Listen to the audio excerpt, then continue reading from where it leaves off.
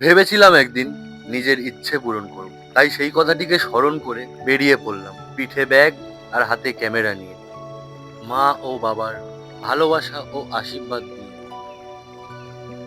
আমরা তো অমরনাথ, কেদারনাথ ট্রেকিং এর কথা সবাই জানি, মাত্র 4 থেকে 5 ঘন্টা দূরত্বে, পকেট ফ্রেন্ডলি বাজেটের মধ্যে ট্রেকিং এর অভিজ্ঞতা তোমাদের সাথে ভাগ করে নেব।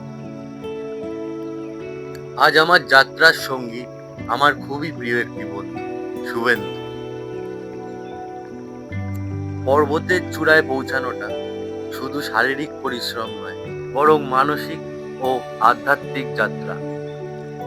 তাই ট্রেকিং ও অ্যাডভেঞ্চারের নতুন অভিজ্ঞতা করতে চলে গেলাম 4478 ফুট উঁচু এক নতুন অফবিট জায়গায়।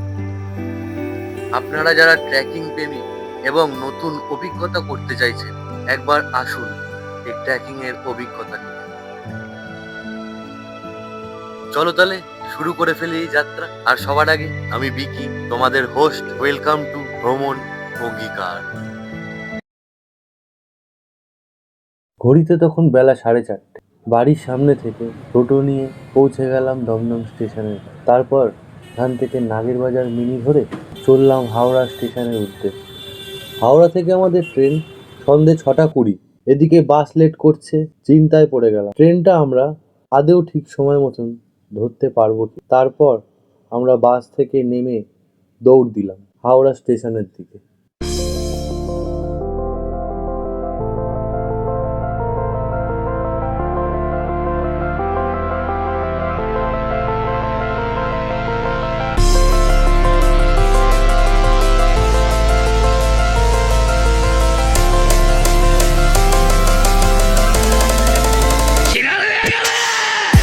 অবশেষে হাওড়া স্টেশনে পৌঁছে গেলাম।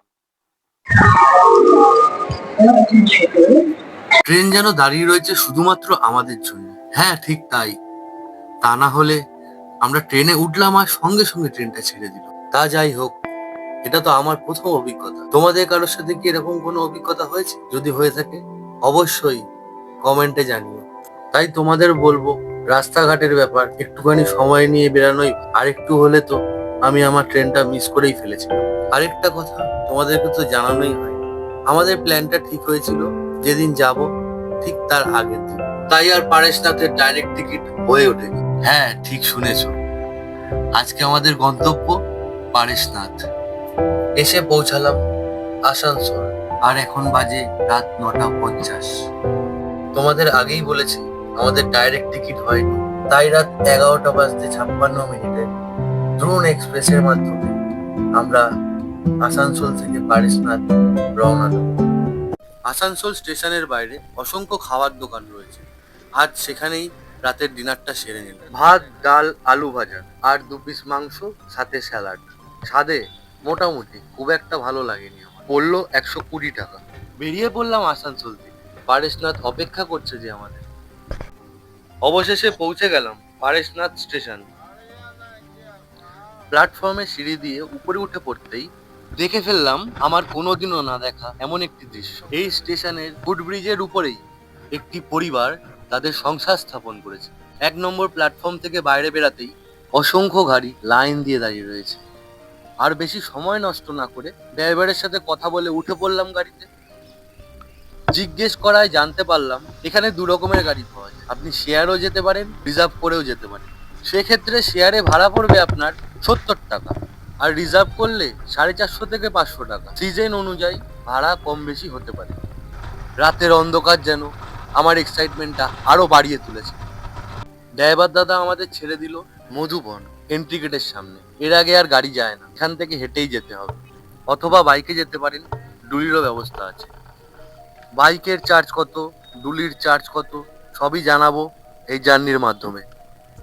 তার আগে বলে রাখি, যারা হেঁটে উঠবেন বা ট্রেকিং করবেন অবশ্যই নিচ থেকে লাঠি কিনে নেবেন। লাঠির দাম পড়বে 20 টাকা। দুধার দিয়ে অসংখ্য মন্দিরের নিদর্শন দেখতে দেখতে এগাতে থাকলাম।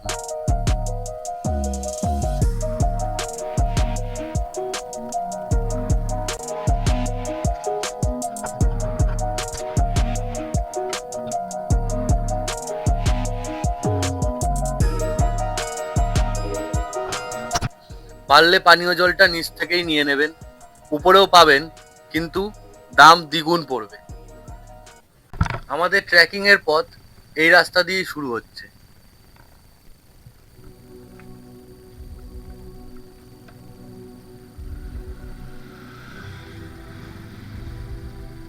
এই রাতের অন্ধকারেও বাইক এগিয়ে চলেছে। শুভেন্দুর হাতে টর্চ এবং আমার হাতে ক্যামেরা নিয়ে আমরাও এগিয়ে চললাম। কিছুটা পথ এগানোর পর একটি বোর্ড চোখে পড়ল।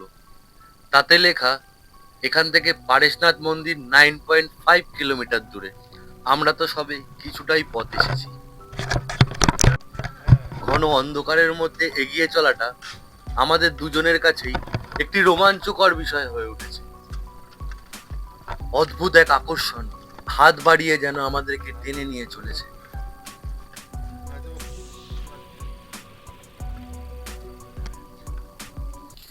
এই অন্ধকারের মধ্যে চলতে চলতে কখন যেন ভোর হয়ে এলো, বুঝতেই পারলাম না।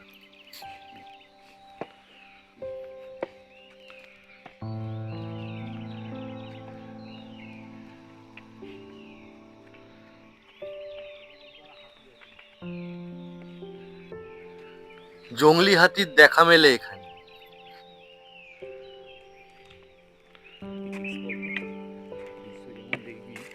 পাহাড়ের মধ্যে দুটো নন্দী মহারাজের খোঁজ পেয়ে গেলাম।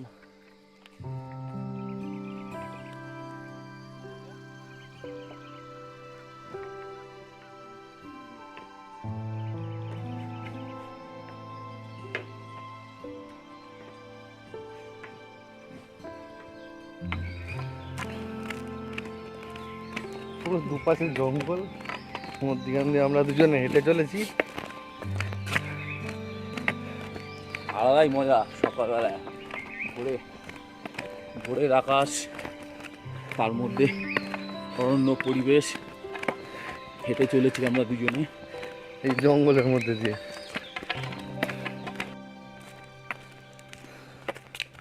রাস্তার দুপাশে পাতাগুলো কিভাবে পড়ে রয়েছে রে, অপূর্ব লাগছে।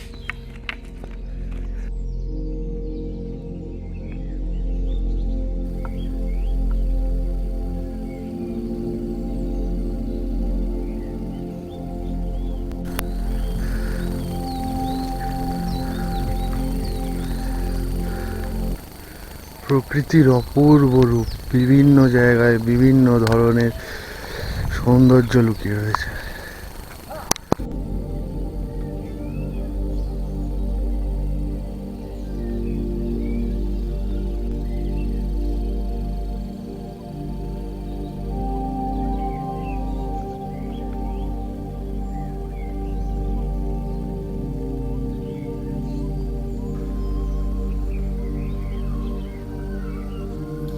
রাস্তার দুধারে প্রকৃতির অপরূপ দৃশ্য দেখতে দেখতে এগিয়ে চললাম।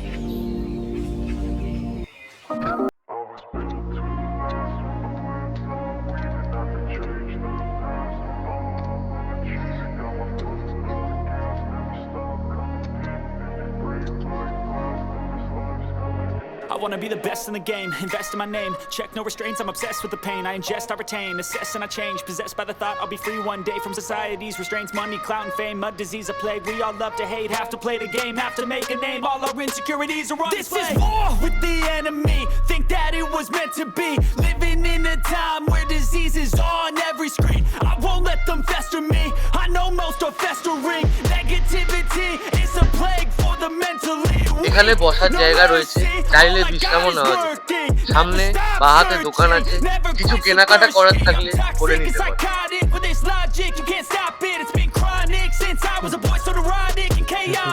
কষ্ট করে এত উপরে উঠে এই দৃশ্য দেখে আমাদের এই জার্নি সাকসেস।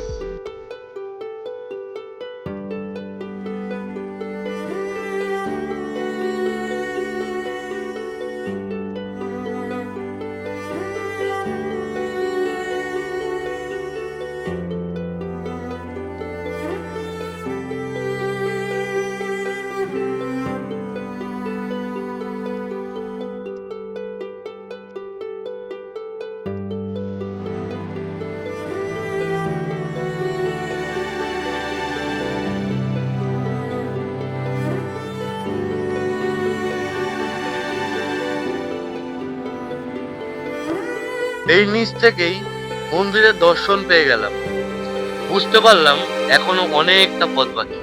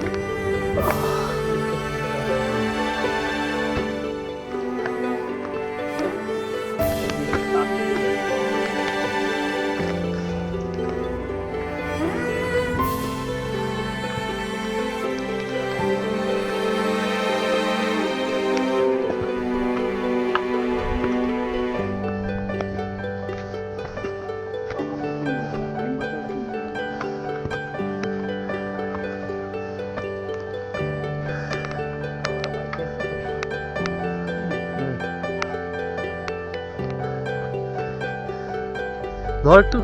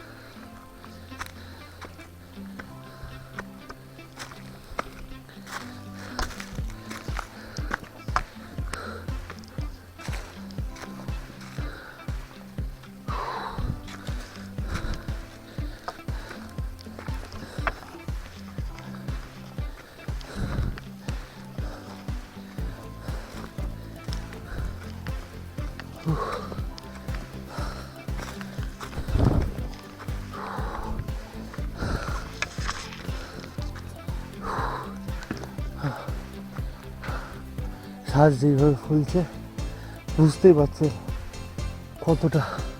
কতটা কষ্টদায়ক এই শর্টকাট নেওয়া।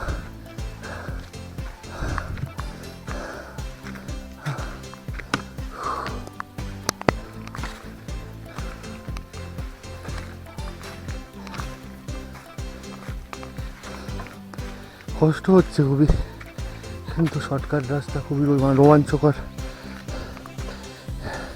বর্ষাকালে খুব রিস্কি, বলবো বর্ষাকালে কেউ এই রাস্তা দিয়ে যেতে চাইবেন না।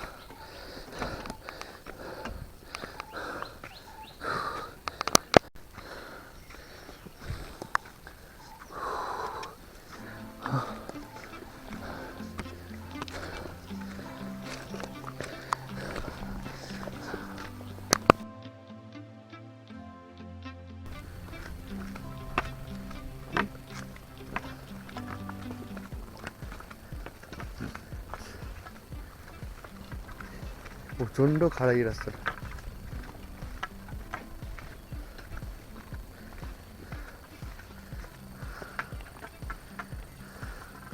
আমরা এখন যাব সেই ওই মাথায়, এই নেমে এখন আমাদেরকে নামতে হবে, নেমে আবার উঠো। চলো।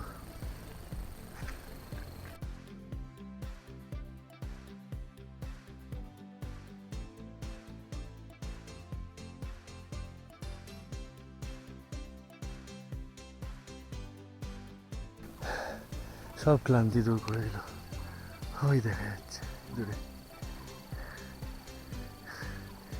আসছি, এখনো অনেকটা পথ।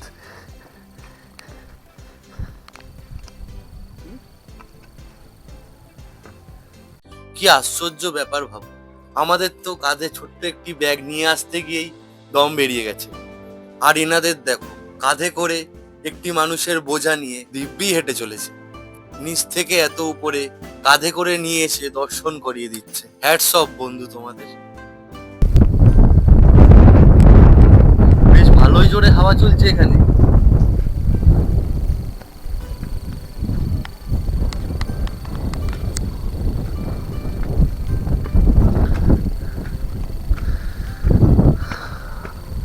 হাওল এখন পোজ দিয়ে অন্তত 50 থেকে 60 খানা ছবি তুললো একই জায়গায় তো দাঁড়িয়ে। দেখ ছবিটা, আমারও ছবি তুলেছে বলছে। দেখ ছবিটা, এই দেখেন আমার ছবি দেখা যাচ্ছে না, ব্রাইটনেস ব্ল্যাক হয়ে আসছে।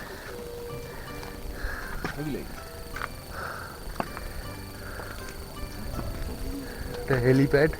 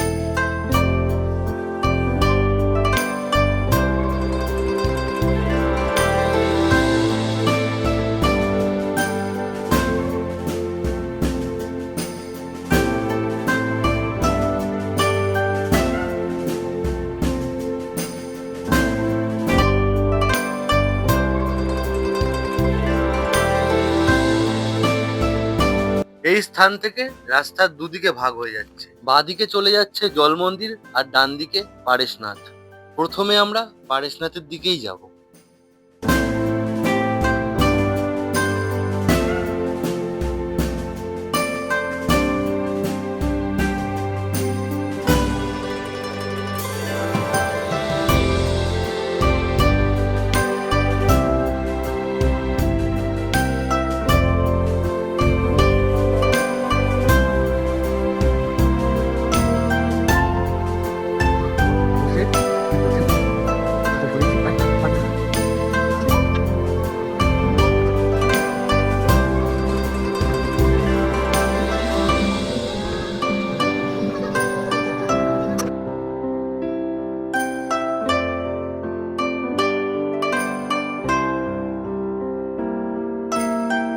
আলাদা কোথাও জুতো রাখার ব্যবস্থা নেই, এখানেই রাখতে হবে।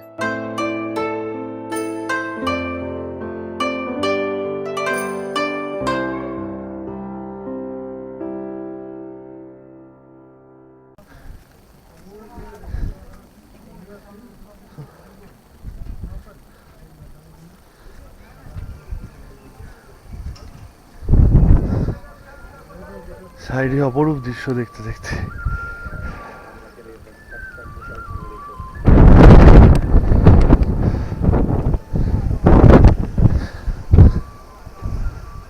সত্যি এই ফিলিংস বলে বোঝানো যাবে না, একবার আসতেই হবে।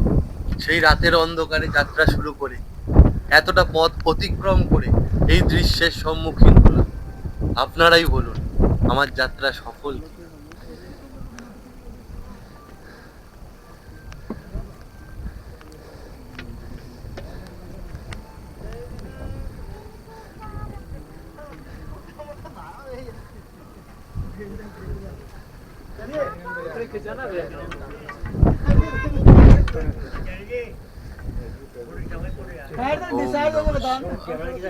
ओम नमः शिवाय। ओम नमः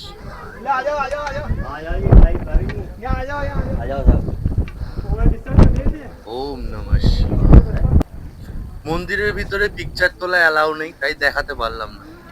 ভিতরে ছবি, মূর্তি বা লিঙ্গ নেই, শুধুমাত্র পাদুকা দুটি স্থাপিত।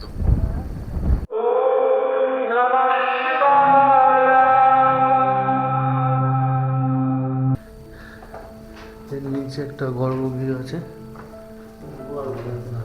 অন্ধকার। মন্দিরের চারিধারে এই অপরূপ দৃশ্য দেখতে দেখতে বলে ফেলি, আজ তবে এইটুকুই রইলো। তবে এখানেই শেষ নয়, আমরা এখান থেকে যাব জল মন্দির, কিন্তু সেটা নেক্সট পার্টে আপনাদের সাথে শেয়ার করব।